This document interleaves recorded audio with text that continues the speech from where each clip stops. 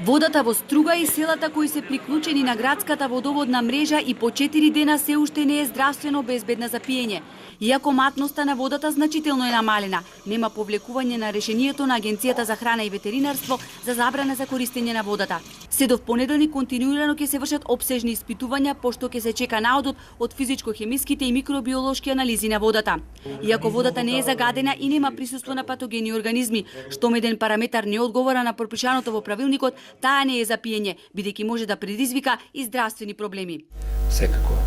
Во матната вода не знаеме од што е заматена, меѓутоа не знаеме што тој мулј, блато, тиња носи со себе, какви компоненти, какви организми, тие што стопанисуваат со изворите и што ја дистрибуираат водата, треба да ги превземат сите потребни мерки за таа вода да биде безбедна. Струга се снабдува со вода меѓу другото и од изворите во Шум, каде анализите покажале дека изминативе денови има мало микробиолошко загадување. Тоа е најпроблематичниот извор кога станува збор за пречистување и дистрибуција на водата низ водоводниот систем, посебно кога има обилни врнежи од дожд. Од Моја Проаква вела дека ваквите појави не можеле да се спречат. Бидејќи користиме природни изворишта кои што после вака подолг сушен период нормално самата површина се промива, водата врви по површината, собират се насотија која што за некое видно решение за овој проблем нема.